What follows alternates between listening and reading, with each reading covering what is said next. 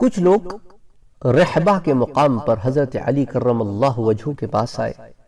اور یوں سلام کیا کہ اے ہمارے مولا السلام علیکہ۔ حضرت علی کرم اللہ وجہہ نے فرمایا کہ بھلا میں تمہارا مولا کیسے ہو سکتا ہوں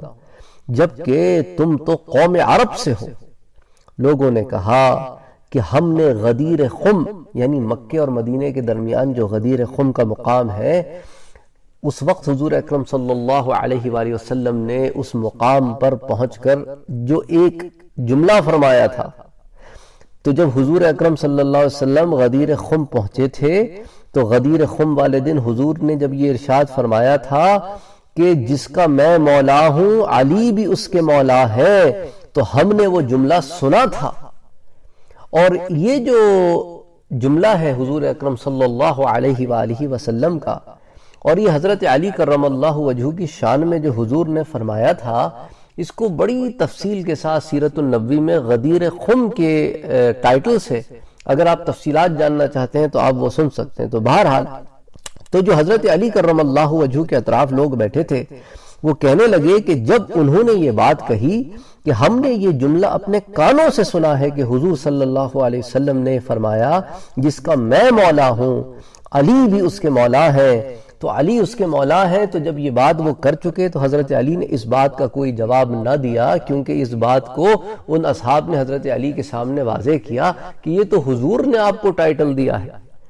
امت کے لیے کہ امت آپ کو اس ٹائٹل سے بلائے۔ تو جب وہ لوگ واپس چلے گئے تو ایک آدمی اٹھا حضرت علی کرم اللہ وجہہ کے پاس بیٹھا تھا کہ وہ جانے تو صحیح کہ آخر یہ لوگ کون ہیں جو حضرت علی کرم اللہ وجہہ کے پاس آئے ہیں اور اس طرح بات کی اور جا رہے ہیں اور کہتے ہیں کہ ہم نے حضور کو غدیر خم کے دن سنا تھا، تو یہ تو پھر صحابی رسول ہے۔ تو وہ ان کے پیچھے نکلا، چلا چلا چلا یہاں تک کہ ان کو پا لیا۔ تو ان لوگوں سے اس نے پوچھا کہ من انتم، کون لوگ ہو تم لوگ، اتنی دور سے آئے ہو، اور سلام عرض کیا اور اس انداز سے سلام عرض کیا کہ ہم نے تو پہلے کبھی نہیں سنا کہ حضور اکرم صلی اللہ علیہ وسلم کے اصحاب حضرت علی سے ملنے آئے اور اس طریقے سے حضرت علی سے مخاطب ہوا۔ تو انہوں نے کہا کہ ہم انصار کی قوم کے لوگ ہیں۔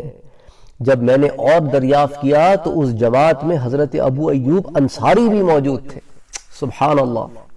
یعنی کہ حضرت ابو ایوب انصاری رضی اللہ تعالی عنہ کے درجے کے صحابی، وہ بھی حضرت علی کرم اللہ وجہہ کو اسی طرح بلاتے تھے کہ السلام علیکہ، اے ہمارے مولا السلام علیکہ۔ تو اب مولا کا لفظ عربی زبان میں کئی معنوں میں آتا ہے۔